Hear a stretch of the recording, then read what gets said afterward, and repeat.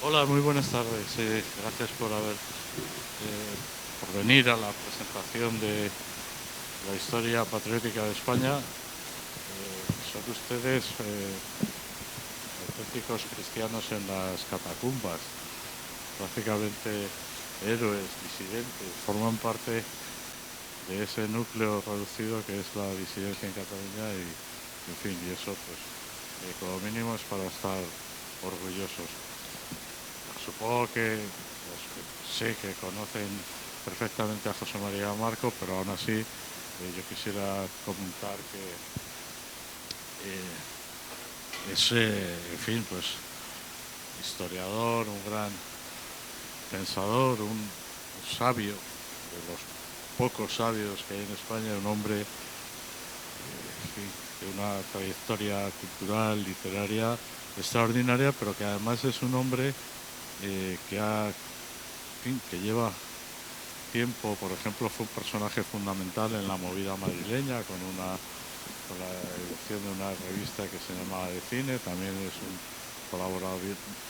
colaborador habitual de Ópera Actual, parte de profesor de literatura y de historia y colaborador en medios de comunicación tan dispares como El País, El Mundo, ABC o en la actualidad en La Razón, además de fundador de proyectos también disidentes como Libertad Digital, Radio y, en fin, y personaje clave en algunas fundaciones también muy mal vistas como FAES o como Disenso.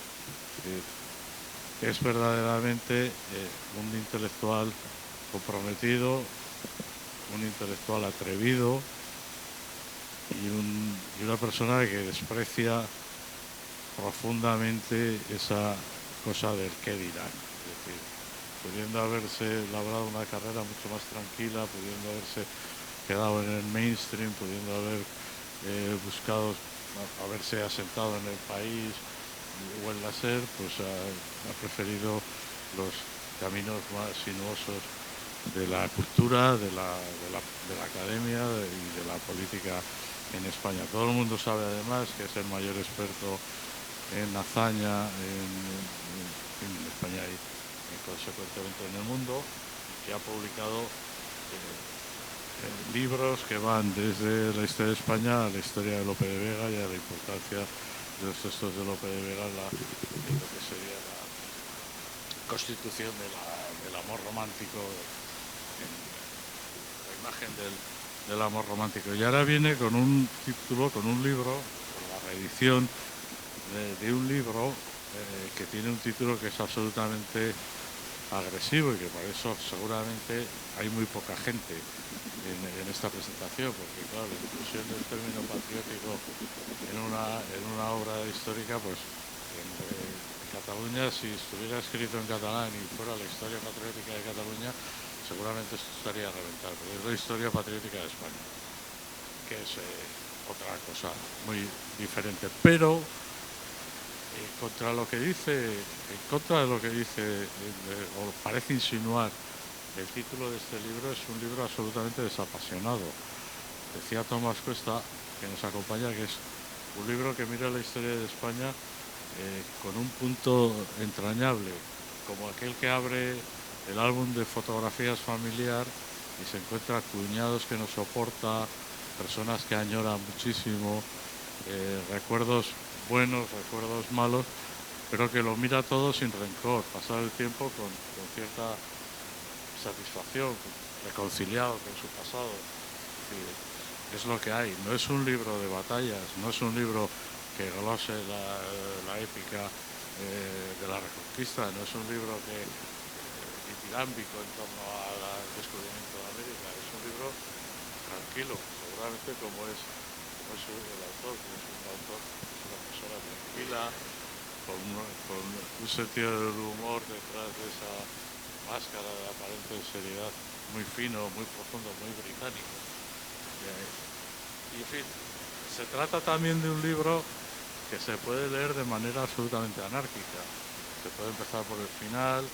Generalmente la gente tiende a empezar por el final y a ver qué dice de lo que ha pasado, ¿no?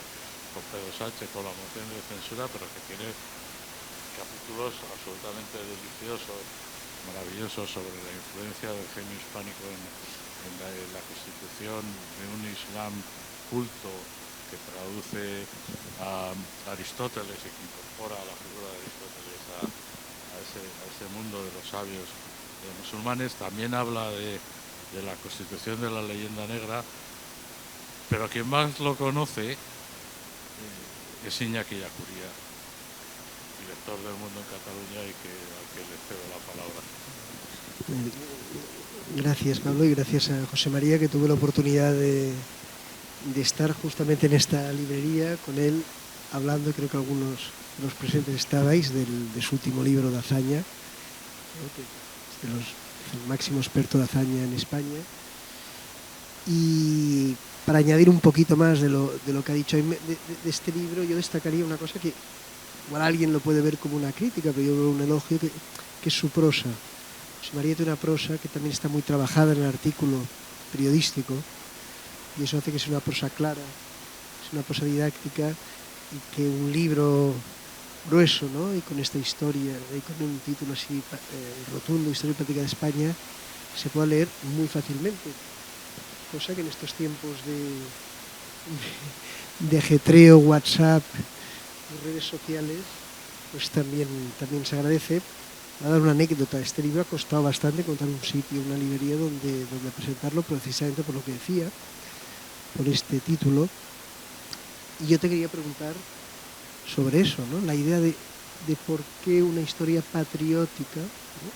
Si nos podías definir. Recordemos que es una reedición, ¿no? Es una reedición que se ha añadido, se ha actualizado con todo lo que ha sucedido en España en los últimos años. ¿Y por qué esa idea de patriótica? Y luego, estando en Cataluña, yo creo que vale la pena entrar a debatir, que también Pablo puede comentar, esto un poco, la diferencia entre lo que es el patriotismo y el nacionalismo. Y a partir de aquí nos adentramos en el libro. Muy bien, pues muchas gracias a los dos. Muchas gracias, Pablo, y muchas gracias, Iñaki. Sí, efectivamente es el segundo libro que presentas en Barcelona. Es maravilloso contar con Pablo y contar con todos vosotros, claro que sí. Muchísimas gracias por venir a la presentación de este libro. El libro es una reedición fue publicado en el 2011. La gestación del libro y la historia del libro es larga y bastante complicada. Yo soy de educación francesa. Estudié en el liceo francés durante mucho tiempo, 14 años, y soy tan francés como español en general, como consecuencia de aquella historia.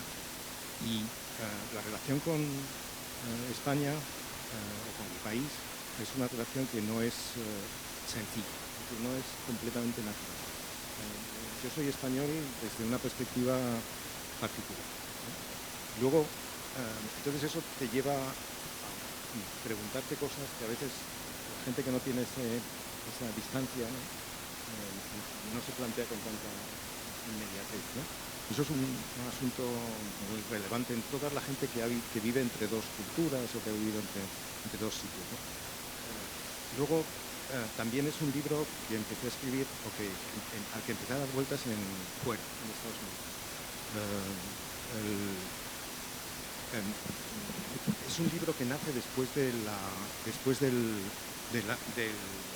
atentados de 2004. Entonces, con los atentados de 2004, yo no sé cómo lo vivisteis vosotros, pero vamos, yo tuve la sensación esos 4 días entre el 11 y el 14 de marzo de vivir un momento muy particular que nunca había imaginado que podía llegar a vivir, que es la guerra civil.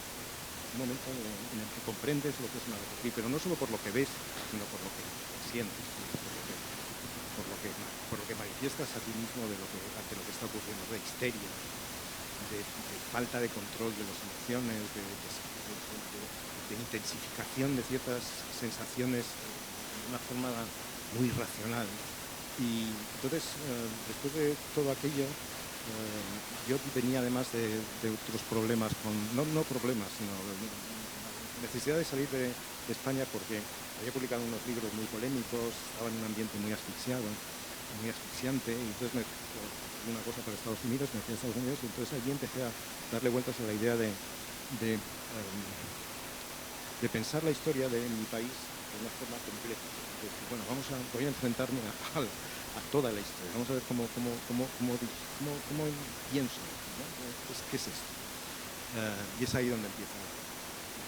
Pues empieza en 2005 en Estados Unidos, en Washington, y es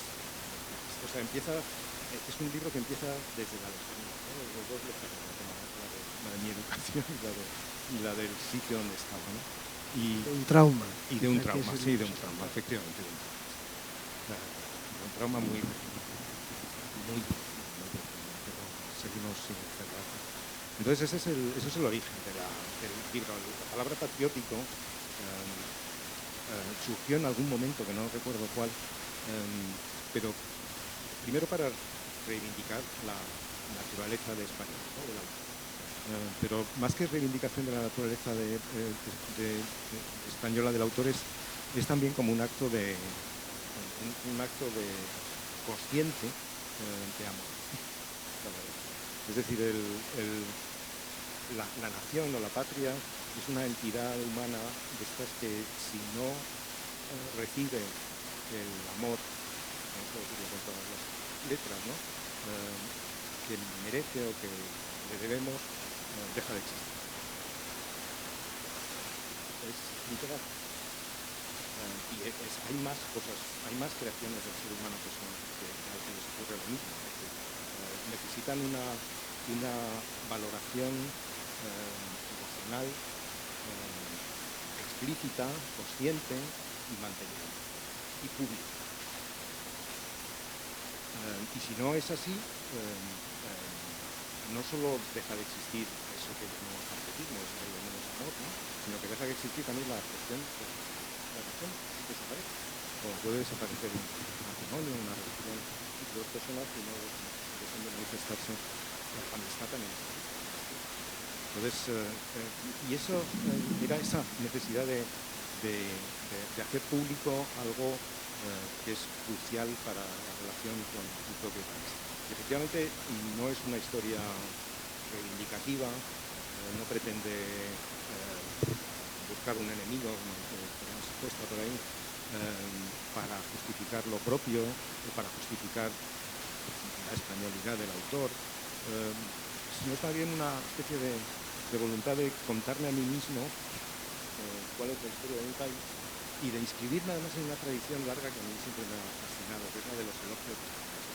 En la historia de España, en la literatura española y en la historia de España es muy constante un subgénero, porque es un subgénero literario, que es el elogio de España, que viene desde los visigodos, viene desde los romanos, que antes vinieron de España, los visigodos, los árabes, hacen grandes elogios de España, los judíos hacen grandes elogios de España, muy hermosos, y esa forma de hacer explícito el cariño que uno siente hacia una entidad abstracta, en principio, era una de las... está en el origen del libro, ¿no? Tú, en el libro, un poco andando más en la idea del patriotismo, cuando lo diferencias del nacionalismo, quizá la idea de no buscar enemigos, ¿no? Que el patriotismo, a diferencia del nacionalismo, no busca el enemigo exterior, ¿no? O interior, ¿no? Para reivindicarse o para sentirse. Cosa que en el tono mismo de tu relato sobre la historia de España se ve, porque no es, como decía Pablo, no es un libro agresivo, no es un libro beligerante. No sé si habría alguna diferencia más entre patriotismo y nacionalismo, aparte de esa idea de la búsqueda del enemigo para sentirse. Sí, sí.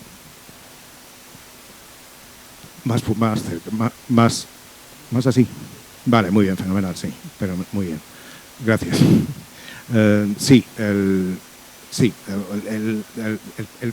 El nacionalismo parasita el patriotismo, ¿no? Y lo ha parasitado desde que surgió en el 19, lo chupa, ¿no? Lo absorbe y ha acabado en España sobre todo, pero no solo, monopolizándolo. Como si patriotismo y nacionalismo fueran lo mismo, y la expresión de la de la lealtad, de la voluntad de servicio, del amor hacia tu país sea equivalente a una manifestación nacionalista. En realidad son dos cuestiones, son dos formas de estar ante la comunidad política muy distintas, muy distintas, muy distintas.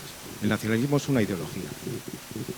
El nacionalismo es una ideología que construye la nación, primero porque, o bien porque piensa que está a punto de ser destruida, o bien porque piensa que hay que construirla en función de criterios ideológicos, que casi siempre, por no decir siempre, son excluyentes. Es español porque católico, o bien cuestiones de raza, o bien cuestiones de lengua, igual que se puede ser catalán o vasco, alemán, tenemos todos los ejemplos del mundo sobre el nacionalismo, ¿no?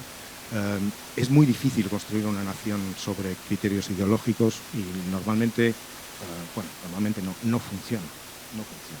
Porque una nación normalmente constituida debe integrar a personas que por su propia entidad piensan de forma distinta, creen cosas distintas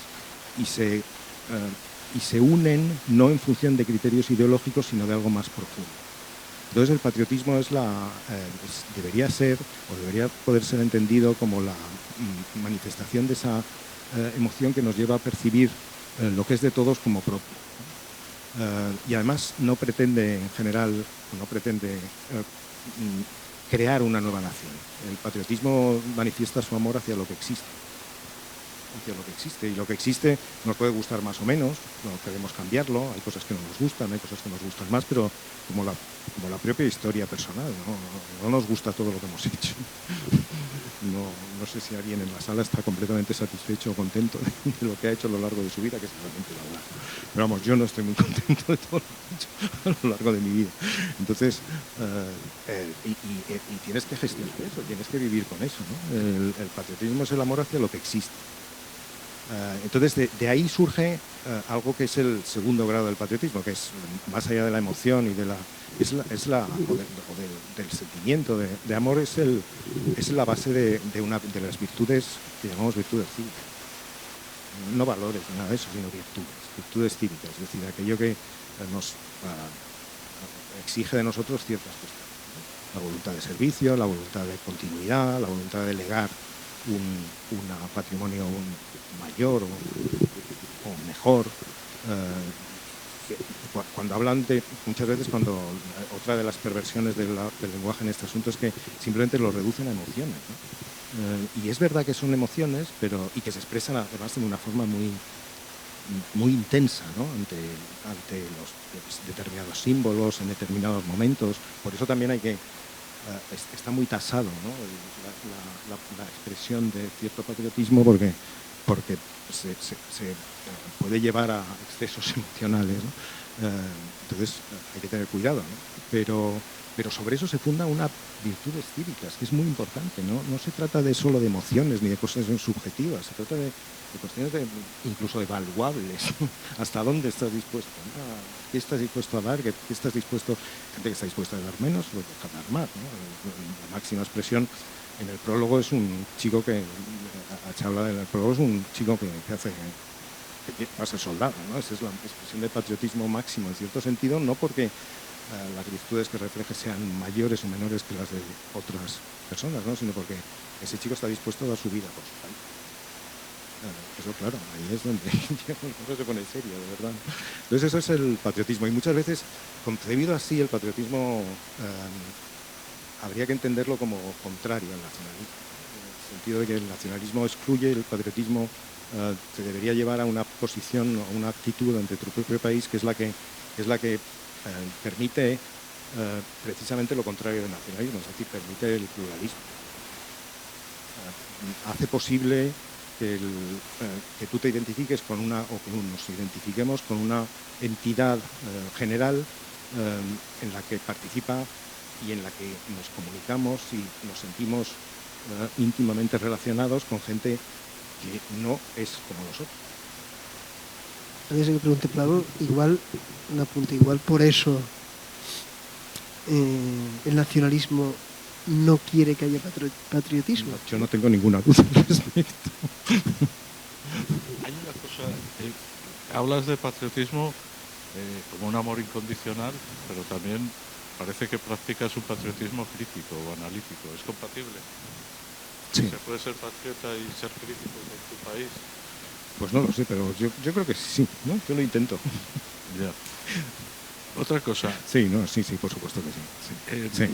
Sí. Más bien es bastante imprescindible. Es decir, Platón hablaba de las mentiras nobles que se requieren para que la ciudad sobreviva, y es una historia que tiene una larga trayectoria, pero a mí me da la sensación de que, sobre todo en los tiempos actuales, es decir, en la actualidad, cuando vivimos en tiempos en los que prácticamente ya no hay secretos, ya no hay, todo está visible, todo es inmediatamente público, o casi todo. Vivimos en tiempos tan descreídos, ¿no? Tampoco tan escépticos, ¿no? No vale la pena contar mitos, ¿no? Me parece que no es imprescindible, no hace falta, no hace falta contar mitos ni mentiras nobles, como decía Platón, para constituir una comunidad política habitable, ¿no? Al contrario, ¿no? Yo creo que hay que decir la verdad en la medida que se conozca. Claro que la verdad evoluciona en las ciencias sociales, pero entonces, bueno, pero en la medida en que se conozca, ¿por qué no se va a decir la verdad sobre las cosas? La verdad es lo que uno crea que es la verdad, por supuesto. Y en el siglo XIX se decía la verdad sobre la leyenda negra de España. Bueno, los españoles, una de las cosas más interesantes de los españoles, que ahora está un poco desacreditada, pero yo creo que es muy, muy interesante, es que piensan críticamente sobre ellos mismos. Es decir, está desacreditado porque, como ahora estamos en la crítica de la leyenda negra, que está muy bien por otra parte porque era necesaria, pero parece que todos aquellos que reflexionaban sobre la necesidad de analizar racionalmente qué es lo que estaba pasando en América y cuáles eran las justificaciones de la actitud de los españoles al llegar a un territorio desconocido y cómo se relacionaron con los habitantes de aquellos territorios y hasta qué punto tenían derecho o no tenían derecho a hacer lo que hicieron. Es decir, eso es una tradición española, es una tradición muy española. Entonces esa crítica de la propia actitud es una aportación grande de los españoles. Es decir, prueba que la... Otra forma de patriotismo. Claro, por supuesto que sí, porque no hacemos una forma de patriotismo. Vale. Pero el 19 tiene más recovecos, ¿eh? Luego si quieres hablamos un poco más. Podemos ir como se puede leer el libro, ¿no? Sí. Saltándose capítulos, no hace falta seguir un orden cronológico, pero en el capítulo final, y no quiero desvelar nada, pero se puede entender que esta obra es como un epitafio de España, de la nación, de la patria. Sí. Sí, el libro está escrito el libro está, la primera edición es el año 11. Entonces, en el año 11 no habían ocurrido las cosas que ocurrieron después, claro está. Cuando hablamos con el editor para publicar ahora la reedición, él me pidió que lo trajéramos hasta la actualidad, hasta donde pudiéramos. Y yo decidí que lo mejor era, porque era el año 18, porque el año 18 cierra un ciclo, me parece a mí. Esto es discutible, por supuesto, y si quieren lo discutimos. Vamos, que cierra un ciclo en el sentido de que acaban cosas que se habían puesto en marcha y arrancan otras que todavía no están por explicar. Entonces, lo ocurrido entre el 11 y el 18 es la culminación de procesos, de fuerzas, de tomas de decisiones, de consecuencias de decisiones que estaban ya en marcha, ¿no? Y lo que ocurre es fundamentalmente dos cosas. Una, las consecuencias de la crisis económica, bueno, tres, el cierre del final de ETA y el proceso catalán, el proceso nacionalista catalán. Y entonces yo creo que esas tres cosas abren cada una desde su perspectiva, abren un horizonte nuevo en el sentido de que cierran el ciclo iniciado en el 78. Lo que ha ocurrido a lo largo de los 40 años de democracia, que es un experimento muy particular, es un experimento de construir una democracia sin nación que la sustente. no sé, las élites españolas, las élites académicas, las élites políticas, también las élites periodísticas, no hemos hecho no han hecho el esfuerzo de hacer comprensible la nación española y de hacer o mover a los ciudadanos españoles a manifestar su cariño a la nación. Entonces la nación se ha deshilachado. O sea, eso se le ven las consecuencias de todo lo demás, es decir, los atentados del 2004 y lo que se manifiesta ahí, que es una especie de crisis total de las virtudes de lo nacional, ¿no? Las virtudes de lo nacional deberían llevar a la unidad de los nacionales ante cosas como las que ocurrieron, ¿no? Llevaron a lo contrario, ¿no? El cierre de ETA es un cierre muy discutido, cada uno tiene su opinión, por supuesto, pero no parece que el nacionalismo saliera mal parado del asunto, ¿no? El proceso catalán ha desembocado en una situación muy ambigua y muy particular, pero en la que el nacionalismo tampoco parece que haya salido mal parado, ni mucho menos, ¿no? Entonces, aquí lo que estamos, yo comprendo que se puede discutir, porque esto es hablar de hechos que están demasiado presentes, ¿no? Entonces, bueno, todo se puede discutir, también los hechos que están muy lejos, ¿no? Pero bueno, la sensación que yo tengo es que el proceso largo de desmantelamiento de la nación española ha llegado en estos años a una culminación, ¿no? Y que estamos en un momento en el que ya estamos en otro proceso, estamos en otra historia. Hemos dejado atrás una cosa y las decisiones que se han ido tomando a lo largo de los 40 años han tenido consecuencias. Y una de las consecuencias es que la nación española no es lo que era hace 40 años, es otra cosa. En este sentido, José, tengo subrayado aquí del libro, ¿no? Dos ideas, una frase, dice: el PSOE, en la transición, carecía de una idea de la nación española, ¿no? Y la idea del federalismo castizo, ¿no? Que se agarró a un federalismo, también las izquierdas intelectuales y las élites, que consiste en apoyarse en la tendencia de los españoles a librarse de su responsabilidad con España, para quebrar lo que está unido por la historia, la cultura, las costumbres y la política. Esta idea de la deconstrucción de la nación, justamente la transición inicia una suerte de construcción de eso. ¿Tú crees que en el 18 se cierra, concluye el ciclo de esta deconstrucción y ahora estamos en otro proceso quizá constituyente? Esto tenemos un exministro de Justicia del PSOE, actual miembro del Tribunal Constitucional, que lo dijo en las Cortes, que estamos en un proceso constituyente, ¿no? Campo. Pues todo parece indicar que va por ahí la cosa, ¿no? Todo parece indicar que va por ahí la cosa. Cuando he hablado con muchas personas sobre esta cuestión, me dicen que soy pesimista, ¿no? Pero yo no creo que sea pesimista, ¿no? El libro no es pesimista, y yo soy poco pesimista porque temperalmente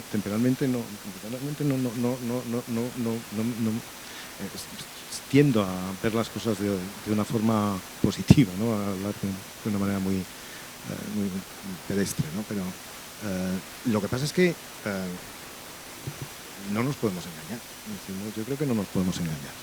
Y si alguien quiere plantearse una acción eficaz ante la realidad española, sea cual sea el nivel al que se plantee, ya sea en la academia, ya sea en la cuestión de las lenguas, ya sea en la cuestión política más amplia o cualquiera que sea, debería tener con claridad, ¿no? Pero pensar con claridad que esta situación ya no es la misma que hace 30 años, ya no estamos en la misma España. España ha cambiado muy profundamente y las comunidades autónomas en las cuales la idea de nacional se ha instalado y aprendido, e incluso las otras en las cuales se habla de nacionalidades, ¿no?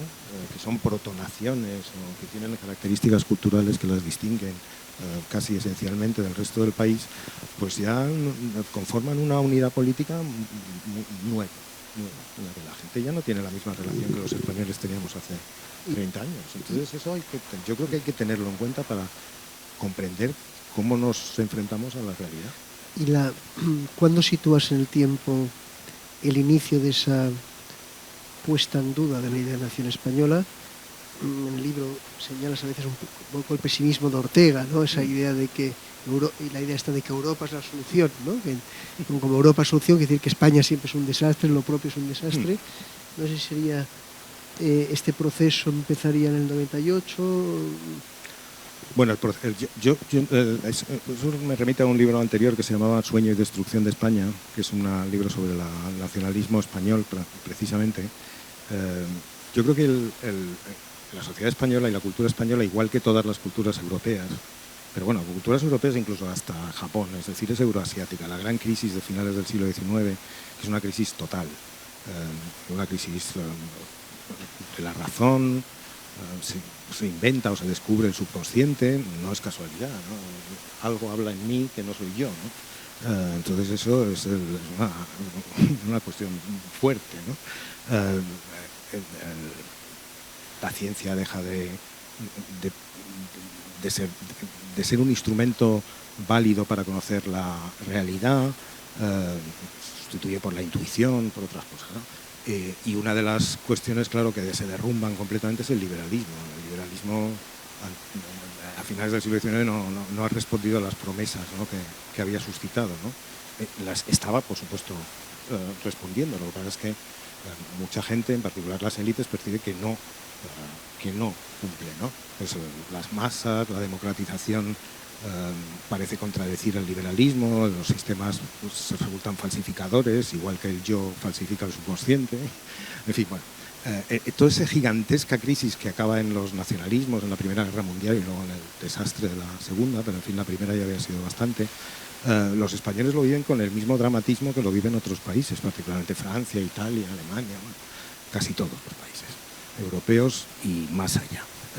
Entonces es ahí donde se crea el núcleo complicado de las ideas de las que somos herederos, ¿no? Ahí se inicia una crítica al mismo tiempo de los sistemas liberales y de la nación, porque la nación liberal no es lo mismo que lo que se necesita o que se piensa que se necesita entonces. Lo que se piensa los nacionalistas catalanes, igual que los regeneracionistas españoles, piensan igual que los nacionalistas italianos, los nacionalistas franceses, sobre todo, los que todos beben, ¿no? Hablan de una nación auténtica, de una cierta autenticidad, ¿no? De una nación pura, de algo que contradice toda la falsificación en la que el liberalismo ha encerrado las costumbres, la vida, la estética. Y esa voluntad de crear una cierta nación pura es la que constituye una de las características de la crisis de esa época y de los nacionalismos. Entonces, en los demás países, particularmente en Francia, en Italia, en Alemania también, esa crisis que tuvo consecuencias todavía peores a veces que las que tuvo en España, que ya es decir, con el tiempo ha sido digerida, vamos a decirlo así, digerida en cierto sentido superada. En España, no es por razones que sería demasiado complicado contar, me parece, demasiado farragoso, pero seguimos muchas veces pensando en términos problemáticos heredados de ese momento, ¿no? Y es una paradoja porque los que aparecían como modernizadores eran en realidad no modernizadores, eran al contrario, eran gente muy, muy profundamente antimoderna, ¿no? Y conscientemente antimoderna. Entonces estamos metidos en una tradición que no hemos sabido renovar, por la cual la crisis siempre se remite a la nación, ¿no? Y nunca hemos conseguido reconstruir una historia y un relato que sustituya a ese otro. Por ejemplo, la monarquía parlamentaria. La monarquía parlamentaria debería haber tomado como legitimación histórica la monarquía constitucional, lo que llamamos restauración. Pero la restauración está muy mal vista, tan mal como el patriotismo. Entonces, toma como referencia la República Segunda, la Primera, que son periodos muy interesantes, yo he dedicado mucho tiempo a eso, pero que son periodos muy dramáticos, por eso son también muy intensos, ¿no? Y muy atractivos, ¿no? Porque tienen alto dramatismo y los personajes viven situaciones muy interesantes. Pero claro, son momentos de la historia de España que son particularmente destructivos y autodestructivos, al revés que el otro, ¿no? Entonces, seguimos pensando en términos, en el fondo, esta voluntad de siempre poner en cuestión la idea nacional, en el fondo lo que esconde es un poco de nacionalismo español, ¿no? Es la voluntad de no construir una nación por criterios racionales, democráticos, liberales, ¿no? Sino construirla en función de otros criterios, ¿no? Entonces es una paradoja muy particular de España, ¿no? Y creo que las consecuencias han sido, bueno, son aquellas en las que estamos ahora mismo. ¿Por qué Cataluña o el País Vasco son, o Galicia, nacionalidades históricas y Castilla no? Pues porque, bueno, gracias a Dios. En cierto sentido.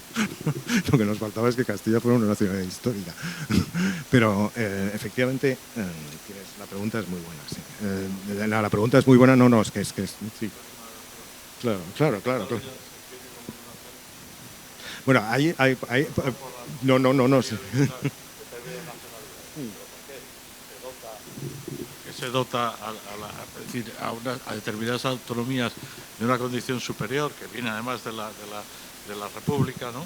Y en cambio a Castilla se la maltrata, se la trocea, se la desprecia, se la rompe, se hace...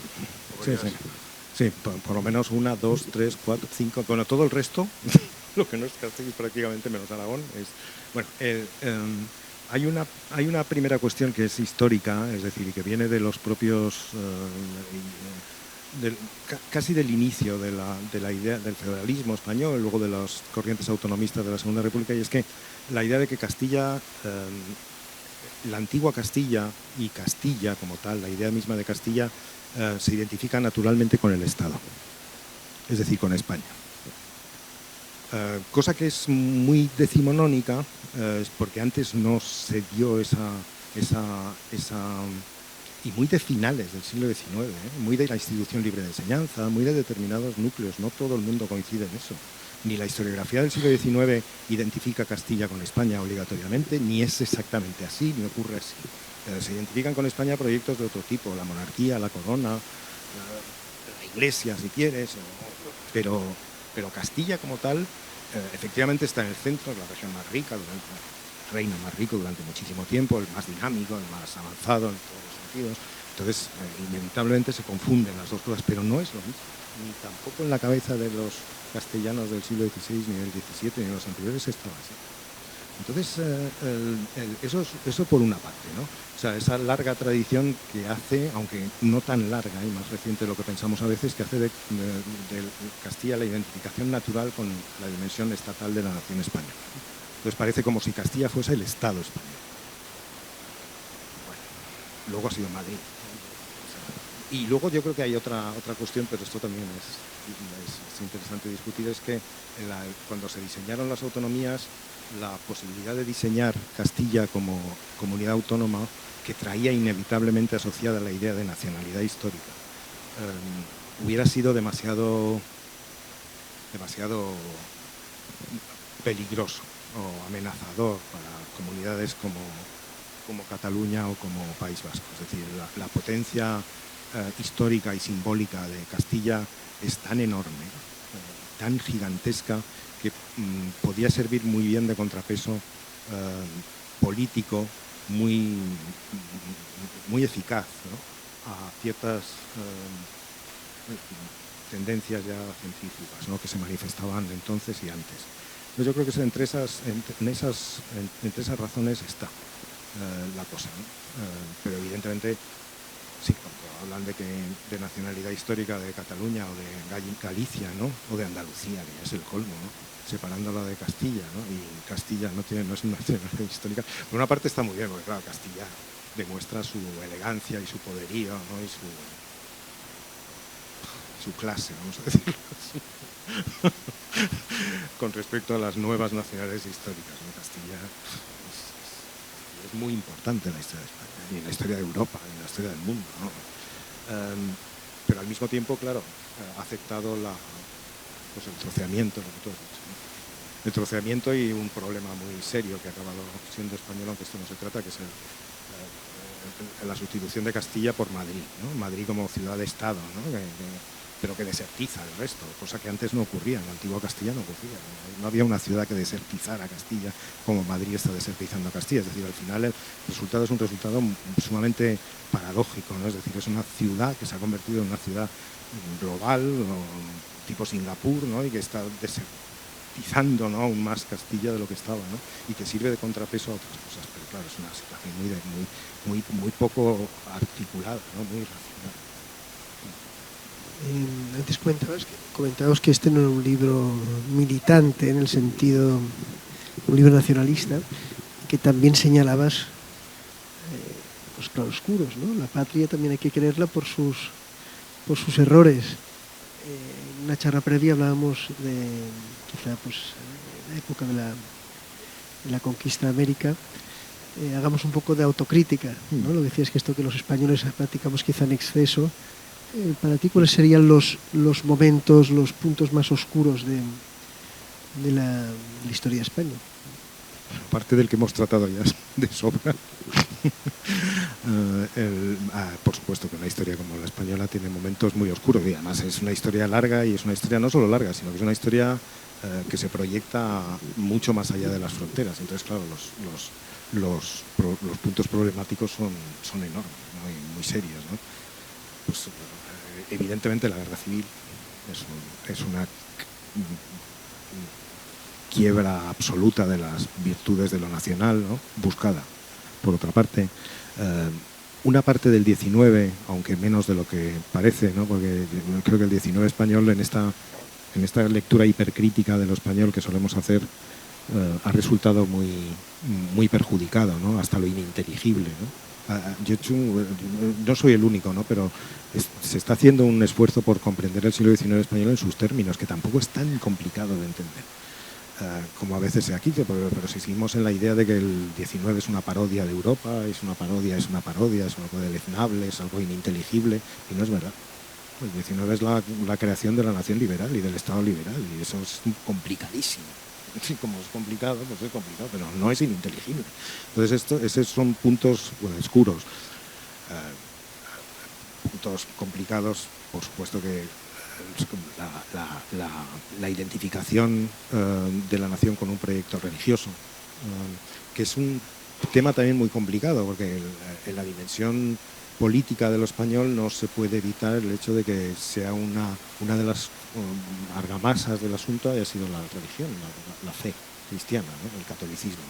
Entonces, eso que es muy importante en la historia de España, es capital en la historia de España, luego tiene derivadas que no son tan agradables, ¿no? Expulsión de los judíos, aunque desde el primer momento es una Inquisición. Ya sé que ahora hay gente amigos míos, que reivindican la Inquisición, pero yo no me siento capaz de reivindicar la Inquisición. Vamos, no me siento capaz, no quiero. La conquista de América es un punto muy complicado, porque claro, es un punto en el que lo español alcanza uno de sus momentos álgidos, ¿no? Y grandes, ¿no? Y más interesantes, ¿no? Y más emocionantes, por otra parte, pero claro, también es un proyecto imperial. ¿Con qué derecho llegan los españoles? Dicen que aquello es suyo. Es una pregunta que sigue siendo válida. Se lo hicieron los españoles y nos la podemos seguir haciendo nosotros. Quiero decir, sin traerlo al presente, ¿no? Sin presentismo. Es decir, en la sociedad española hay intolerancias y además que siguen en la actualidad. Los españoles les gusta la ortodoxia. Les gusta, son creadores de ortodoxias y naturalmente se instalan en la ortodoxia, y les cuesta mucho a veces salirse de la ortodoxia, no pensar por su cuenta, out of the box, ¿no? Eso, en fin, hay muchos puntos. Y en este sentido, tengo la sensación, y bueno, estoy equivocado, que España, estos puntos negros que señalas, o problemáticos o controvertidos, influyen mucho más en su debate contemporáneo que a lo mejor en el Reino Unido, la colonización del Reino Unido, en el debate actual. Es decir, el revisionismo histórico que estamos viendo sobre la reconquista de América, hemos tenido aquí a Lula, hemos tenido la semana pasada Petro de Colombia, ¿no? Y esto genera un debate y provoca tensión incluso en la historiografía, cosa que en el Reino Unido o Estados Unidos o Francia mismo, ¿no? Que tiene un pasado colonial, quizá con la Argelia un poquito, pero menos. Pero la guerra civil es evidente de que está permanentemente en el debate, ¿no? Y más con el actual gobierno. No sé si también es una característica española de arrastrar sus fantasmas en exceso y situarlos permanentemente en el presente. Bueno, todos los países se enfrentan en algún momento dado y con problemas al pasado, no somos los únicos en eso, ¿no? Los norteamericanos son, que es un país muy diferente, pero los norteamericanos son muy autocríticos. Y además les persigue también a ellos, como a los españoles, una leyenda negra, es decir, que es una leyenda que va más allá de la propaganda y afecta a la identidad del propio país, ¿no? Y los Estados Unidos, los norteamericanos viven con intensidad y a veces con dramatismo, ¿no? Todo este asunto. Es una mentalidad distinta, es otra forma de ver las cosas, pero... Y luego la cuestión de la memoria no es fácil. En Francia no ha sido fácil, enfrentarse a todo lo que pasó en el siglo XX francés ha sido muy complicado. Lo que pasa es que los españoles es verdad que hemos tenido una cierta tendencia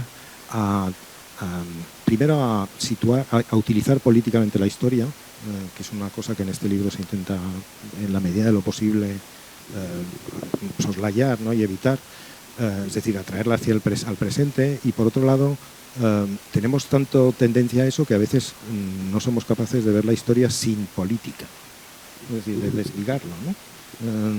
Nos da miedo, ¿no? Nos da miedo.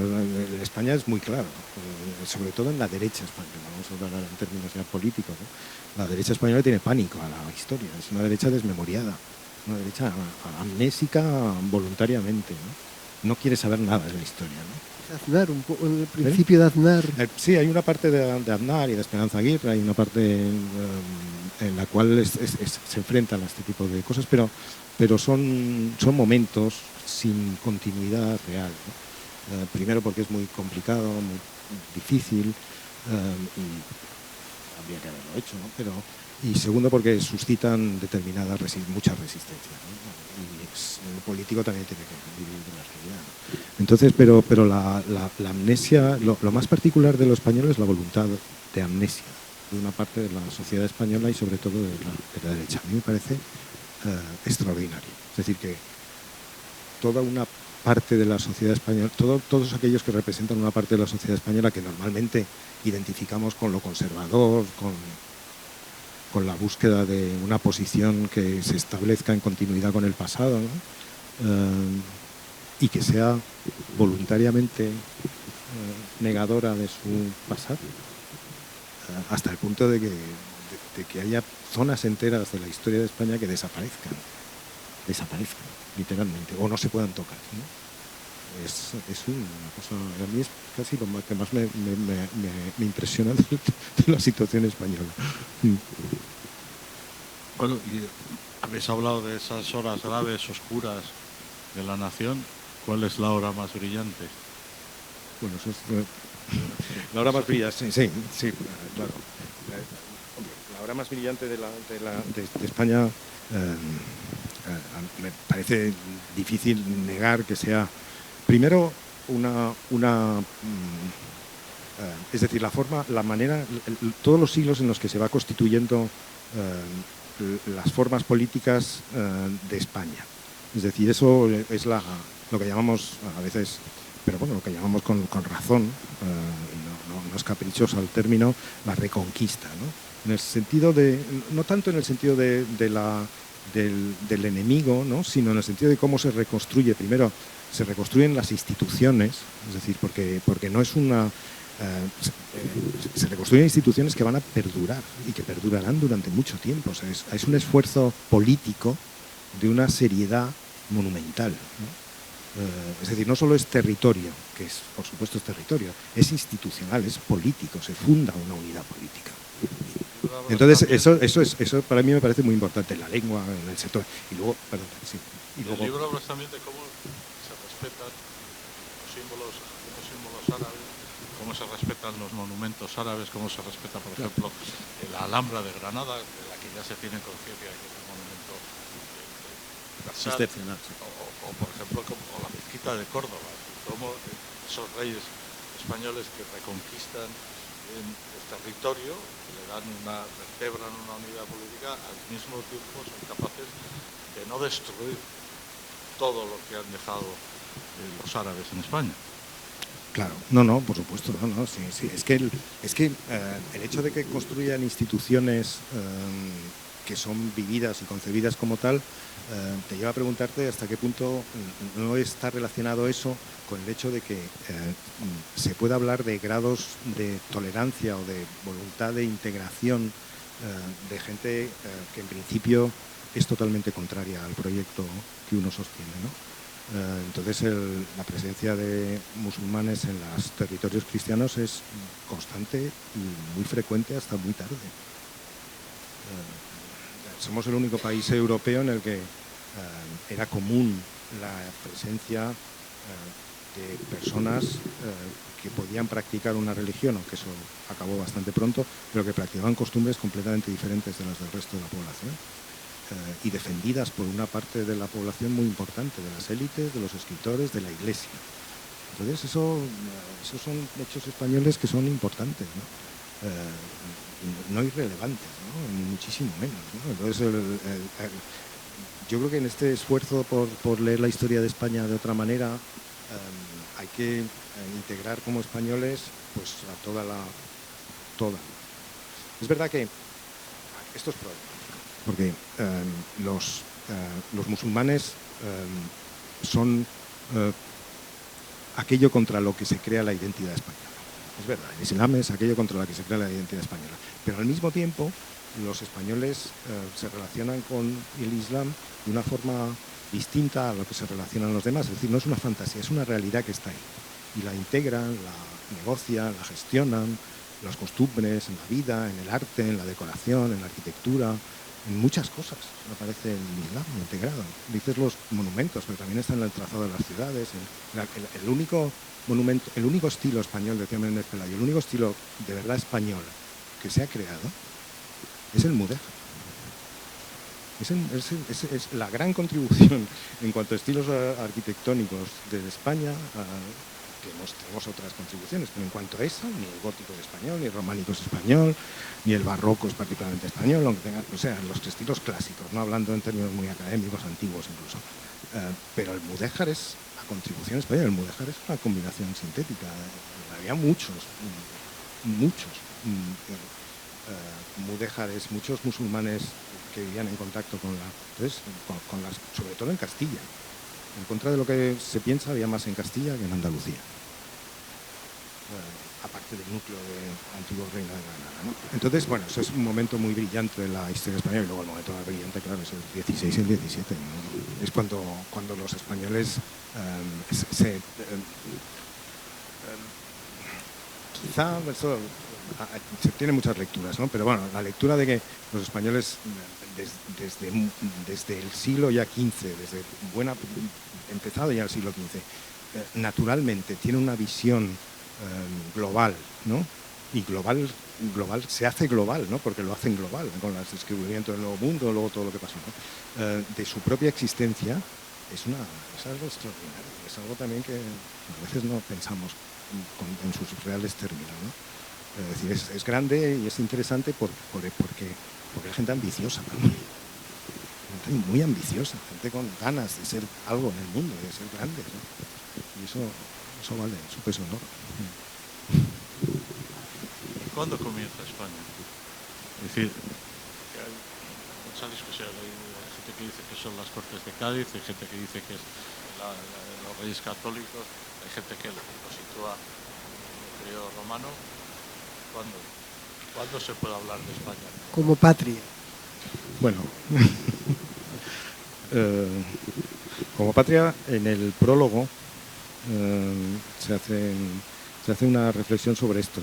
El prólogo que es un coloquio traído de los griegos, porque el principio del patriotismo en realidad del sentimiento patriótico y de lo que el sentimiento patriótico articula como virtudes cívicas, donde empieza es con las ciudades griegas, está clarísimo. Entonces, es Tucídides, sobre todo Tucídides, pero no solo, es ahí donde se manifiesta la reflexión intelectual acerca de algo que se había creado previamente en lo político, ¿no? En Solón, Pericles luego ya es la apoteosis, ¿no? Y todo lo que trae.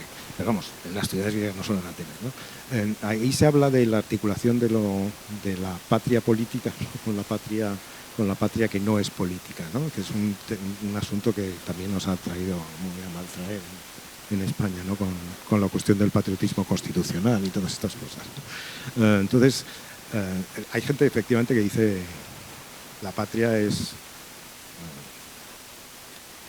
la Constitución del año 12. Es famosa la declaración de uno de los constitucionalistas, ¿no? Cuando se proclama la Constitución del 12, el 19 de marzo, y dice: españoles, ya tenéis patria. Bueno, muy bien. Pero eso es la patria moderna, la patria política, ¿no? Que es una idea muy importante del patriotismo, porque en contra de lo que a veces se piensa, el patriotismo durante todo el siglo XIX es una idea de izquierdas, una idea progresista, una idea de los liberales progresistas, ¿no? A los otros no les gusta mucho la idea de patria. Pero bueno, eso es de la historia, y luego cambia el sentido. Entonces, siglo XIX, bien.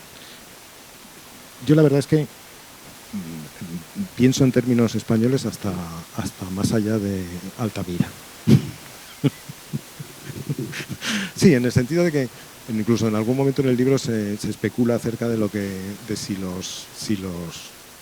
si aquellos que pintaban, ¿no? Esos seres humanos tan bonitos, ¿no? de las cuevas o de los muros, de las rocas de Levante y en Andalucía, llegaron a imaginar algo de lo que iba a venir, ¿no?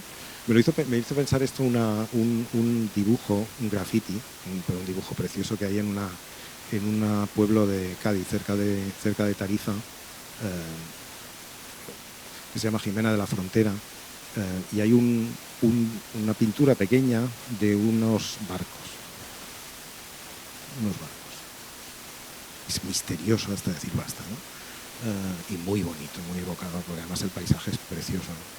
Y yo creo que en vista de lo que ha pasado, en vista de una historia tan larga, tan rica, tan interesante, tan entretenida, pues no tenemos por qué, al margen de las cuestiones académicas acerca del significado de la palabra española a lo largo del tiempo, que es absolutamente necesario y respetable, pero nosotros, fuera de esa cuestión y teniendo en cuenta todo eso, podemos pensar en lo español como todo aquello que los españoles han ido españolizando a lo largo del tiempo, ¿no? No tenemos por qué dejar de... No sé, ¿por qué no vamos a pensar que Tartessos es español? Pues da igual, ¿no? ¿Por qué no? Es nuestro patrimonio, es nuestra herencia, ¿no? ¿Por qué no nos podemos sentir cómodos pensando que estamos relacionados de alguna manera, ¿no? con aquellos que nos precedieron en esta tierra? Bueno, es un poco misterioso, es un poco ideal, pero al mismo tiempo fundamenta, ¿no? una relación natural con tu país, ¿no? Me parece, ¿no? O sea que en ese sentido yo creo que España nació con Altamira, ¿no? Déjame, te voy a arrastrar a un poco más contemporáneo con una cosa que has dicho, que es la idea del patriotismo era progresista de izquierdas. ¿Por qué renuncia la izquierda al patriotismo? En Cataluña es muy evidente la izquierda catalana que ha renunciado al patriotismo, pero no al nacionalismo catalán, ¿no? En muchos casos. ¿Cuándo se produce esa renuncia de la izquierda española al patriotismo y por qué? Por ejemplo, cuando la comparas con la izquierda francesa, donde los mítines o los actos no se esconden los símbolos nacionales. ¿Cuándo se produce esa renuncia o esa ruptura con la idea de patria por parte de la izquierda española? Cuando se viene abajo el liberalismo, en muy buena medida. Es decir, la patria en España, la idea de patria, en contra de lo que a veces pensamos, primero es una idea de izquierdas, y en segundo lugar está relacionado con algo muy español, que es la cuestión de la corona y la importancia de la corona española. Y las dos cuestiones están relacionadas. Es decir, la constitución de la nación moderna, la institución de la corona después del pacto entre las fuerzas liberales y la corona española, cuando Isabel II todavía no era reina, ¿no? sino su madre María Cristina, instituye una especie de relación fortísima e imposible de romper entre la corona y el liberalismo, entre la corona y la libertad. Y ahí, claro, ahí es donde se entra en un terreno muy complicado, ¿no? Porque en la gran crisis final del siglo XIX se van a encontrar enfrentados a la tradición liberal y a la corona al mismo tiempo. El liberalismo progresista se vuelve republicano, es decir, y entra en fase muy minoritaria, porque son movimientos en general muy minoritarios, aunque no siempre, aunque hay republicanos conservadores, ¿no?, en contra de lo que dice la tradición, que es muy importante, por cierto. Pero eso es un punto. El Partido Socialista, que no tiene demasiada importancia hasta los años 20 del siglo, es un partido que no se nacionaliza, seguramente porque no participamos en la Primera Guerra Mundial o por otras razones, pero no se nacionaliza, no consigue nunca, como el francés o como el inglés, ¿no?, por otras razones, o como otros europeos, identificarse con la idea nacional o trasladar su proyecto a lo nacional. Entonces, y luego está, claro, otra cuestión que no podemos dejar de pensar en ella, que es otro de los largos puntos negros de la historia de España, aunque tenga algunos puntos que no sean tan negros como a veces se dice, pero que es la dictadura de Franco, claro. Entonces, la dictadura de Franco es una dictadura en buena medida nacionalista, aunque con matices muy complicados. Ahí la parasitación del patriotismo es total. Entonces, claro, 40 años de dictadura franquista en la cual se identifican los símbolos nacionales con un régimen político cuya legitimación en última instancia vino de una guerra civil, pues no facilita las cosas, ¿no? Entonces se mezclan ahí muchas cosas, pero una de las cuestiones de fondo es la no nacionalización de la izquierda, ¿no? La voluntad de no identificarse con un proyecto nacional inclusivo, democrático, liberal, ¿no? Y eso ha tenido un precio altísimo, efectivamente. Sí. José María, ¿por qué la derrota policial y judicial de ETA no ha comportado una derrota política? ¿Y por qué ha pasado lo mismo después del golpe de Estado nacionalista? ¿Por qué se han asentado después? ¿Por qué se ha despreciado la oportunidad de haber intentado convertir esa derrota de los independentistas en una oportunidad para España, para reconstruir una cierta idea de España? ¿Por qué acaba mal? ¿Por qué siempre acaban mal estas historias? El por qué, la verdad es que creo que podemos entender ciertas cuestiones, ¿no? La pervivencia de una crisis monumental a lo largo del siglo XX, mantenida por una parte muy importante de las élites, la voluntad de amnesia de la derecha, el recuerdo muy pesado de la dictadura de Franco durante 40 años, hace que mucha gente se sienta poco identificada con cosas como el patriotismo, con unas actitudes distintas ante o se sienta identificada, es decir, que tenga dificultades para vivir su nacionalidad española en términos políticos. Los españoles no suelen vivir mal su españolidad o su nacionalidad española siempre que no se traslade a la cuestión política, ¿no? Son muy orgullosos de sus costumbres, de su vida, están contentos, pero luego en cuanto entra la cuestión política se envenena todo. Se acabó la comodidad y se acabó eso. Entonces, probablemente eso es una de las razones que explica el asunto. Luego, políticas más concretas, el Partido Socialista plantea dificultades a la hora de pensarse a sí mismo como nacional, identifica su propia estructura con la nación, es decir, más que la nación piensa en el partido, me parece, muchas veces.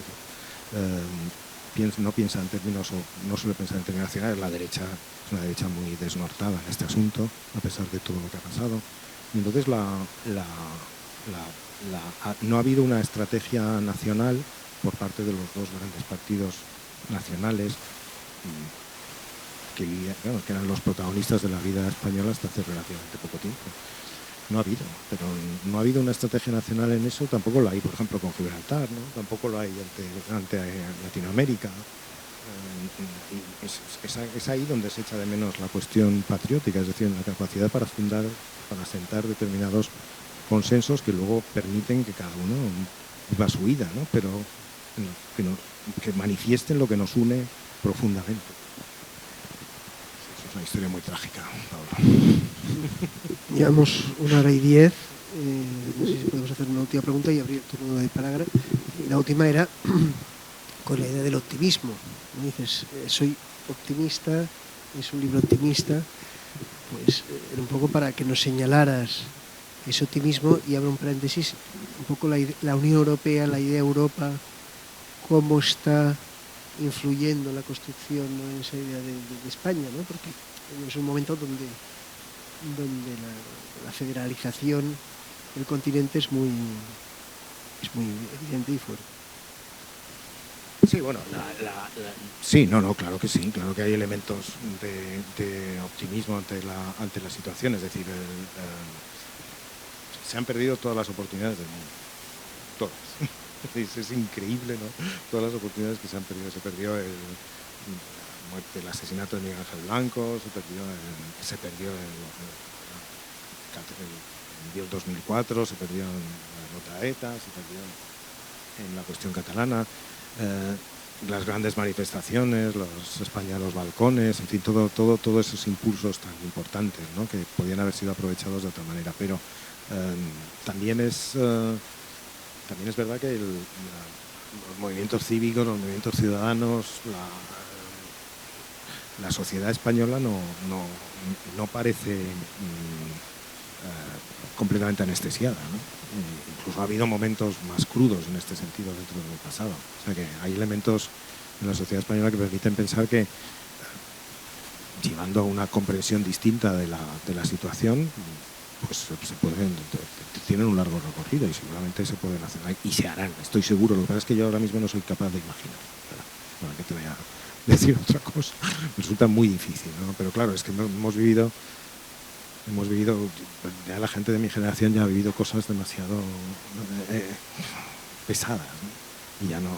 Y en la cuestión de Europa, por supuesto, la cuestión de Europa, los españoles deberían empezar a pensarse a sí mismos de otra manera. Es que la cuestión, los españoles parece, y las élites españolas tienen una idea de Europa como si Europa, esa es la frase de Ortega, ¿no? Europa es la salvación, ¿no? Y la solución, ¿no? Es absurda la frase. Ortega escribe esa frase en el año 1911, es decir, 3 años antes de que los europeos, ¿no?, desencadenen la carnicería más increíble, ¿no?, que se ha desencadenado nunca en la historia de la humanidad, ¿no?, que es la Primera Guerra Mundial. Es decir, que es como decir, bueno, pero ¿qué dices? Ortega, ¿qué dices? O sea, ¿qué dices? ¿Qué modelo estás preparando? ¿Estás proponiendo un modelo? Este modelo. Y esa sensación de que, además de que vivimos fuera de Europa, Europa siempre ha sido, España siempre ha sido Europa, ¿no? Es verdad que es Europa con su originalidad muy profunda, enorme. Pues claro, es un país europeo como Rusia, ¿no?, que se extiende a niveles inimaginables, ¿no?, y crea una civilización propia, ¿no?, que es lo más increíble de los españoles. Es decir, crea un mundo que es autosuficiente en sus referencias. Entonces, eso es muy distinto de otros países europeos. Pero al mismo tiempo, España, si es que todo es europeo en España. Es decir, el carlismo es europeo, Franco es europeo. Es que esa idea de que hay partes de España que, como no te gustan, no son europeas, ¿no? Si es que los europeos son Hitler es Europa, y Mussolini, y Pétain. Eso también es Europa. Claro, pues ¿por qué no va a ser Europa? Pues Franco, la ideología de Franco es perfectamente asimilable con la ideología contrarrevolucionaria y conservadora de los años 20 y 30 europeos, incluso un poco más moderna que ellos. Lo que pasa es que se vuelve más reaccionaria a medida que pasa la guerra civil, ¿no? Entonces esas cosas que tenemos los españoles de decir, ¿no?, como si alguien tuviera el monopolio de la modernidad. Ahora mismo hay una exposición en Madrid, en la Biblioteca Nacional, que es la revista Occidente, el ejemplo de la modernidad. Entonces ya estamos siempre en lo mismo, ¿no? Solo son modernos los que piensan de una vez y dices, en fin, en este sentido yo creo que sí que hay muchos elementos de optimismo y sobre todo y plenamente integrados en la Unión Europea deberíamos ser conscientes de que participamos del movimiento como cualquier otro país. Muy bien, pues abrimos el turno de palabra al público. Lo que podemos hacer es, no sé, hacer con el micrófono, ¿eh? Sí, a ver, mi pregunta va sobre todo en el sentido de esa trilogía, por así decirlo, que has manejado patriotismo, nacionalismo, nación. Y te adelanto que yo de nacionalista no tengo nada, pero digamos, no simpatizar con una cosa no comporta, digamos, negarlo. Entonces, yo lo que veo bastante claro que por muy antinacionalista que sea, es evidente que no hay nación sin nacionalismo. Y te pondré algunos ejemplos. Es decir, las naciones con pretensiones, digamos, puras, que nacen después del Tratado de Versalles, nacen porque existían unos nacionalismos antes. Porque si ya podía haber venido el señor Wilson con sus 14 puntos, que no hubiera pasado lo que pasó. Y si vamos a España, pues tenemos el caso, podemos comparar, de Euskadi y Aragón. Es decir, desde el punto de vista histórico, tiene mucho más créditos Aragón para ser una nación, nacionalidad, o lo que quieras decirle, que Euskadi, que nunca existió. Asimismo, los primeros nacionalistas vascos eran vizcaitarras, ni siquiera eran vasquistas, ¿no? ¿Por qué no ha sido así? Porque en Aragón no ha existido, pues yo he conocido algún nacionalista aragonés, pero bueno, se pueden contar con los dedos de la mano. Entonces, podemos estar contra el nacionalismo, pero evidentemente, si lo que quieres decir es que el patriotismo es una forma domesticada de nacionalismo, pues hasta ahí podemos llegar y aceptar. Ahora, negar que detrás de la nación no hay nacionalismo me parece absurdo. Por otro lado, también me ha sorprendido tu defensa de la nación liberal, con la que estoy completamente de acuerdo, que buscar en Altamira las raíces de una supuesta España. Pero claro, entonces, ¿qué hacemos con Portugal? Es que las pinturas rupestres portuguesas eran diferentes a las de Levante o a las de Cantabria. O sea, yo una cosa que soy convencido y que además milito, la nación española nace el 19 de marzo de 1812. Y en ese sentido, no es extraño que la actual monarquía parlamentaria se enraíce en las repúblicas por una cuestión de soberanía, porque la monarquía constitucional no reconocía la plena soberanía del pueblo. Me parece que, no sé, yo personalmente esa especie de idea que he visto bastante metafísica de patriotismo y tal que defiendes, es que no la veo por ningún lado, en serio. A no ser que, como te he dicho antes, que consideres que es un nacionalismo que ha dejado de ser asilvestrado. Sí, bueno, muchas gracias por la aportación y por la observación. Sí, yo estoy, no estamos de acuerdo. Me parece que no llegaremos a estar de acuerdo. No, para mí el nacionalismo es una... se puede hablar de nacionalismo como una exaltación un poco intensificada, ¿no?, del patriotismo, ¿no? Bien. Pero el nacionalismo, en el sentido fuerte de la palabra, en el sentido de verdad de la palabra, no es simplemente la lealtad o la voluntad de construir una nación, sino la voluntad de construir una determinada nación. Bueno, no, claro, es que ese claro no es tan claro. No, ese claro no es tan claro. Ya, bien, vale, bien, muy bien, pero el nacionalismo surge y la palabra, en su sentido moderno y en el sentido político de la palabra, surge a finales del XIX, cuando entra en crisis la nación liberal. Es ahí cuando empiezan las...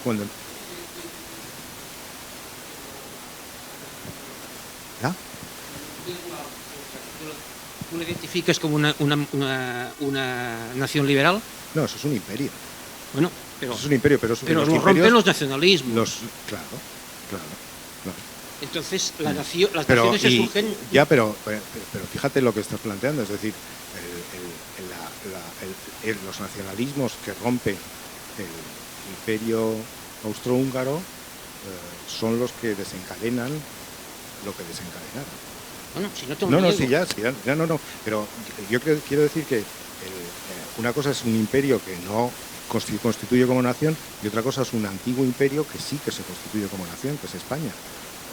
Bueno, la nación española no necesitó de nacionalismo español para construirse. No necesita nacionalismo español. Bueno, en Cádiz, los gaditanos no son nacionalistas. Perdona, mi No son pregunta es más- mi nacionalistas. pregunta es más No, que- pero es que es muy importante esta distinción. Es decir, los españoles que aspiran a construir la nación española, la nación moderna española, sobre la base de la España que ya existía previamente, que no era una España moderna en el sentido político, no eran nacionalistas, no eran estrictamente nacionalistas, porque no concebían su propio proyecto como un proyecto de los cuales estuviera patrimonializado por un grupo, por una religión, por una lengua, ni por nada parecido. Es decir, la nación española es una nación que se construye integrando a mucha gente. Por supuesto que hay grandes enfrentamientos, entre ellos los carlistas, ¿no? Pero Que vamos tienen a ver. otra idea de la nación española. Perdona una cosa. Tú has planteado la cuestión desde un punto de vista genérico. Es decir, podemos discutir sobre si la situación española es tal o cual, o ha sido tal o cual. Ahora, ¿qué pasa en términos generales? ¿Es que una nación se funda sin nacionalismos de forma total? Una nación se puede fundar sin nacionalismo. Aparte del caso español, que sería discutible, dame otro En ejemplo. Francia, Por supuesto. ¿No ha habido nacionalismo en Francia? Francia ha habido nacionalismo, pero el nacionalismo francés es un nacionalismo que va precisamente igual que el español, porque el español se nutre de ese asunto, del nacionalismo francés, va directamente a impedir que la nación construida por el republicanismo más o menos liberal a lo largo del siglo XIX se democratice. Entonces es otra vez otro nacionalismo que va directamente al núcleo nacional como lo entendieron como se entendió en el siglo XIX, es decir, como una nación integradora. Va directamente, son nacionalistas franceses, los nacionalistas franceses son detestables. Son grandes escritores, pero son detestables, son antijudíos, son antisemitas, y el nacionalismo catalán, bueno, Bogás y Bagués y todos los nacionalistas tan estos eran extremadamente populares en Cataluña, porque el nacionalismo no es la voluntad de construir nación, es la voluntad de construir una determinada nación. Y es el nacionalismo, por ejemplo, el nacionalismo catalán, el nacionalismo vasco, el nacionalismo español. Sí, y nacionalismo, yo qué sé, alemán, Claro, y nacionalismo italiano, claro, y claro, checo, claro. y Pero al polaco. mismo tiempo, bueno, con esto terminamos, pero para dar paso a otras. Pero al mismo tiempo, fíjate, para manifestar la diferencia a mí, una cosa que me gustó mucho fue, dices, esto, no me acuerdo quién era, si fue un pensador liberal italiano perseguido por los fascistas. Y dijo, dice, a partir de cierto momento de la reflexión, dijo, voy a tener mucho cuidado en hablar de nacionalismo porque se confunde el nacionalismo, se confunde, por ejemplo, Verdi o las expresiones del patriotismo italiano del siglo XIX con Mussolini. Y eso es una forma muy clara de plasmar la diferencia entre el patriotismo y el nacionalismo, ¿no? Es decir, el patriotismo del siglo XIX y la voluntad de construir naciones del siglo XIX articulan dos cuestiones, o tres. Articulan la tradición nacional, articulan la modernidad histórica y política de la nación, y al mismo tiempo una voluntad de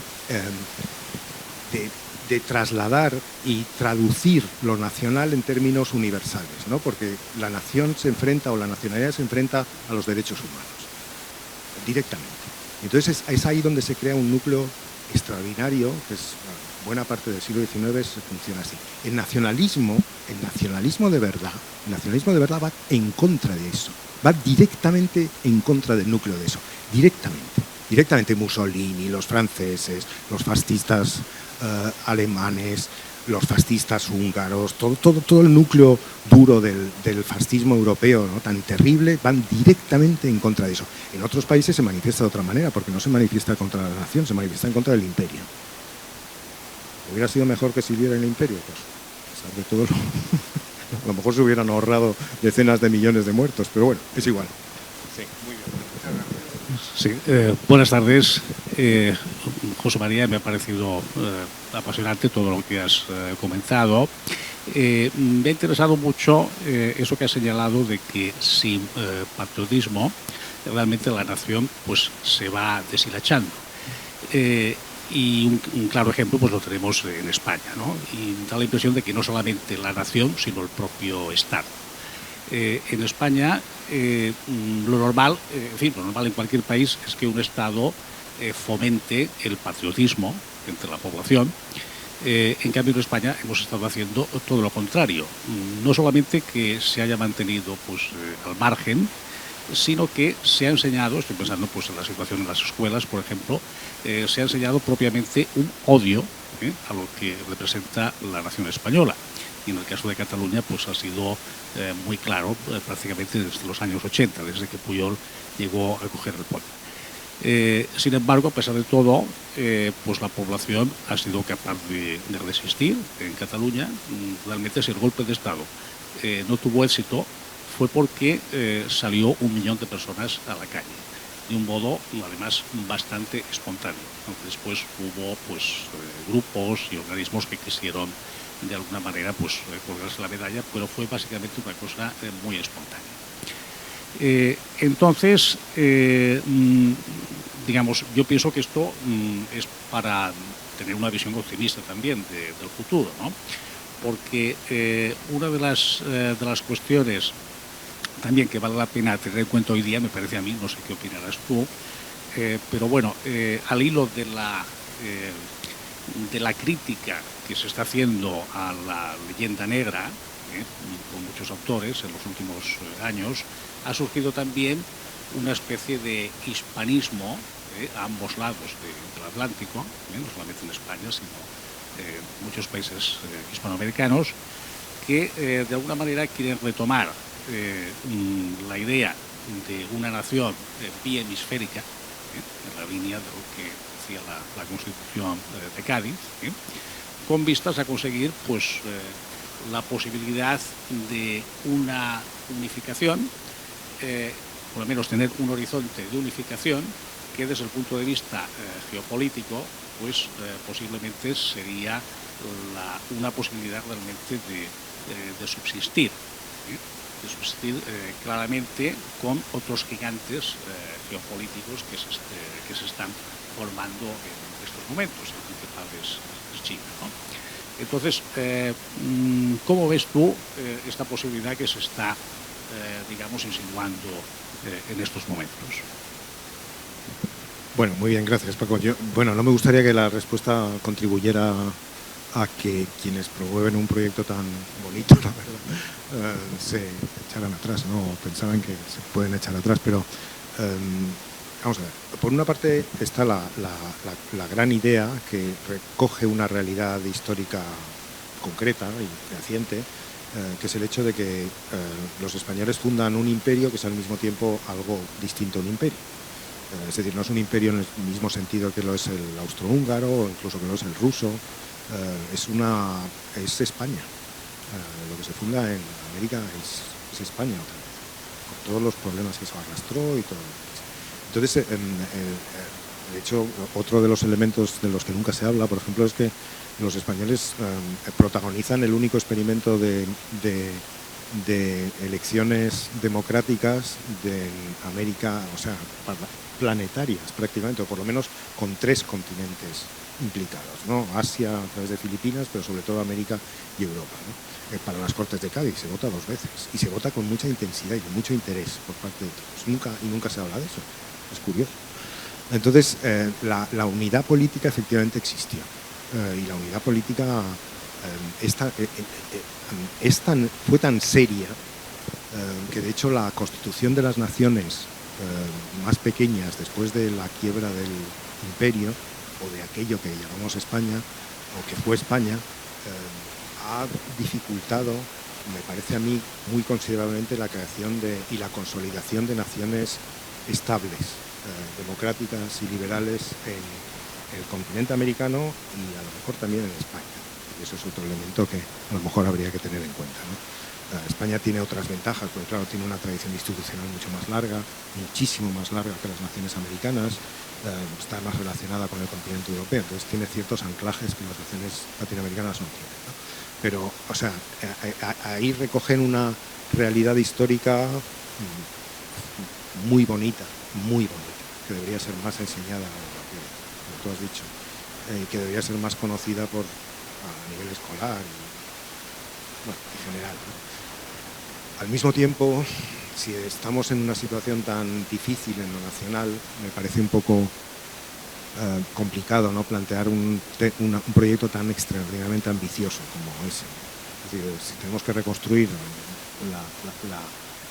la nación española, ¿no?, de una forma que tenga en cuenta la realidad de lo que ha ocurrido, ¿no?, y hay que volver a sentar las bases de una futura convivencia entre todos los españoles, racional y democrática y liberal, ampliar el horizonte a lo que fue la antigua España me parece complicado, pero todo lo que se haga en ese sentido me parece muy bien, la verdad.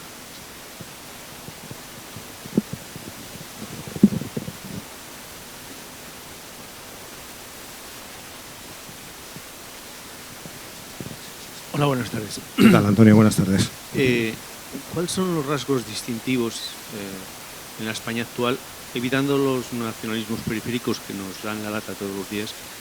¿Cuáles son los rasgos distintivos del nacionalismo español en sus versiones políticas, partidos políticos, movimientos culturales, medios de comunicación, etcétera, donde sean claramente visibles, empíricamente constatables, incluso denunciables desde el punto de vista ideológico, frente a la idea esta que está planteando de patriotismo? Sí, es una buena pregunta, gracias. El nacionalismo español, tal como yo planteo el nacionalismo, ¿no?, y tal como, bueno, como lo hemos definido esta tarde aquí, ¿no?, que no estemos todos de acuerdo, probablemente sea una definición demasiado restrictiva de nacionalismo, pero yo creo que es buena, ¿no?, por lo menos ayuda a comprender ciertas cosas, aunque evidentemente se puede entender de otra manera. Pero el nacionalismo español entendido en esta dimensión a mí me parece residual en España, por lo menos hasta hace muy poco tiempo, e incluso ahora con el surgimiento de un partido que podríamos identificar como nacionalista español, que es Vox, es también por lo menos por ahora difícil identificarlo como nacionalista español. Quizá dentro de unos años sea más clara la identificación, pero por ahora me parece complicada, porque pesan demasiado el recuerdo del nacionalismo español que lleva la dictadura de Franco, y resulta demasiado antipático para mucha gente, incluso para aquellos que sienten la necesidad de una forma de nacionalismo español para contraponerlo a los nacionalismos no españoles o periféricos, porque son españoles al fin y al cabo también. Les resulta complicado articular un discurso de nacionalismo español. Entonces yo creo que sigue siendo residual, eso es tal como lo veo yo, y relativamente marginal al gran discurso político, aunque se pueden empezar a vislumbrar apuntes de que la cosa puede cambiar, pero yo no estoy tan seguro de que cambie en ese sentido. Pero bueno, lo veremos. Yo donde yo siempre he visto la paradoja brutal es que es en la idea antinacional española donde está el residuo de verdad del nacionalismo español. Es decir, que cuando todo lo que hemos vivido, lo que vivimos de lo que ha dicho Paco antes, del Estado que se esfuerza no solo por no divulgar y fomentar el patriotismo, el amor a la patria y las virtudes que se deducen de él, sino que se identifica, lo que quiere es destruir la nación española. Es decir, hay un proceso de odio, ¿no?, de antiespañolidad. Es ahí donde yo veo el núcleo duro del nacionalismo español. Claro, es una situación muy contraintuitiva, pero precisamente por eso es tan importante en la idea que yo planteo distinguir entre nacionalismo y patriotismo, ¿no? Es decir, porque los nacionalismos lo que primero que buscan siempre cuando se instalan en una nación ya existente es destruir esa nación, destruirla. Van a eso.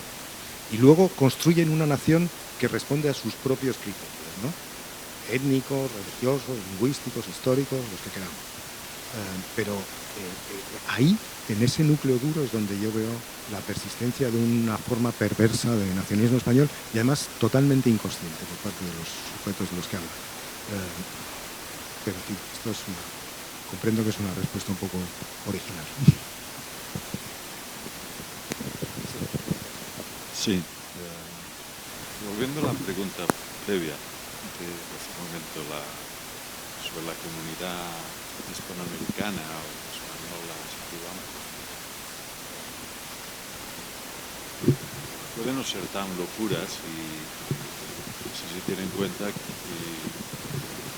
es precisamente la desaparición de esa comunidad que juega un papel muy importante, ¿no? Pensando en la guerra de Cuba, las colonias, etcétera, como prácticamente el empuje del nacionalismo catalán en esa época. Pero en conexión con eso también hay otra dimensión que no ha salido en todo el debate, creo, que es el tema de Portugal. El tema de Portugal, o sea, ¿qué papel juega Portugal en la historia de España? O sea, me llama la atención que para los chinos, cuando ven el mapa de España, de la península, no lo entienden. O sea, entonces, bueno, además yo creo que es muy interesante muchas de las cuestiones que tenemos aquí. Aquí me refiero a Cataluña, ¿no? Que no se entiende. Bolívar se equivocó, no se equivocó, si España o Castilla debía haber mirado más al Atlántico, menos a Nápoles, menos a Aragón. Si la Liga de Fútbol, pues habría que replanteárselo y que realmente hace falta que tener una Liga Ibérica. No necesariamente con esos equipos que dicen que compra Arcos.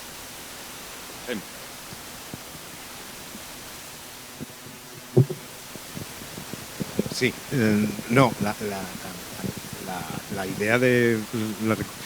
seguramente uno de los momentos más dramáticos en la historia de España, no vivido además como tal, o vivido solo después, en el 98, pero el momento verdaderamente dramático se produce antes, es decir, en todo el ciclo del principio de las independencias hasta la independencia definitiva de México y de los territorios americanos.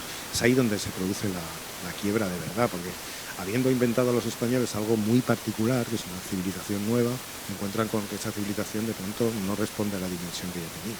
Entonces ahí estamos ante un núcleo de problemas muy importante y efectivamente habría que tenerlos en cuenta a la hora de reconstruir lo nacional español,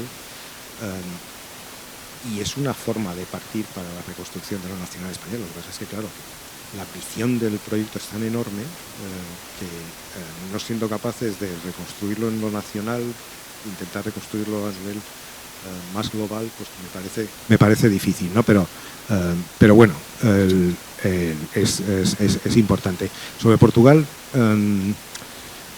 la cuestión de Portugal se parece un poco a la latinoamericana, en el sentido de que se han creado naciones que difícilmente van a aceptar una pérdida de soberanía como la que se propondría de la unidad nacional o una nueva nacional ibérica, ¿no? Es decir, el proyecto iberista español es siempre un proyecto liberal republicano, y muy interesante por eso. Es en general más de izquierdas que de otro matiz, ¿no?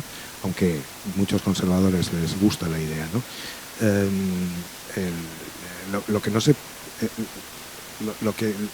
Lo importante en este asunto es convencer a los portugueses de que el proyecto es positivo, ¿no? Y es ahí donde las cosas se vuelven un poco complicadas, ¿no? Los portugueses siempre han visto el proyecto iberista, o tienden a ver el proyecto iberista con recelo. España es demasiado grande, es demasiado poderosa. No sé si las cosas siguen siendo así, pero vamos, durante mucho tiempo ha sido así. Entonces el proyecto iberista era un proyecto un poco utópico y a veces contraproducente, ¿no? Pero bueno, por supuesto que es un proyecto importante, interesante. Quisiera preguntarle la memoria democrática que tiene. ¿Cuál es su opinión después de haber trabajado sobre lo patriótico? La memoria democrática, las leyes de memoria, pensamos muchas veces en que afectan al pasado y afectan al pasado, por supuesto, es decir, afectan a la construcción del pasado desde el presente, ¿no? Y acaban teniendo repercusiones en lo histórico, es decir, en el canon histórico, en la historia tal como se cuenta y se elabora, ¿no? Pero es que la memoria democrática tiene tiene otro papel que es el de construcción de identidades nacionales. Y es un papel que es inevitable, es decir, cuando se reconstruye el pasado, tal como se está reconstruyendo, por ejemplo, ahora en España, lo que se está haciendo es construir una nueva identidad nacional. A mí me parece clarísimo, vamos. Y es ahí donde la cosa es muy problemática. Aparte de otros asuntos como la posible o la verosímil censura de determinadas ideas, de determinadas propuestas, de determinadas interpretaciones de la realidad del pasado, es también la construcción de una nueva identidad española que es muy distinta de la anterior. Y si nos fijamos, además, es una idea que se parece a los nacionalismos en el sentido de que excluye a buena parte de la población, o por lo menos a la mitad.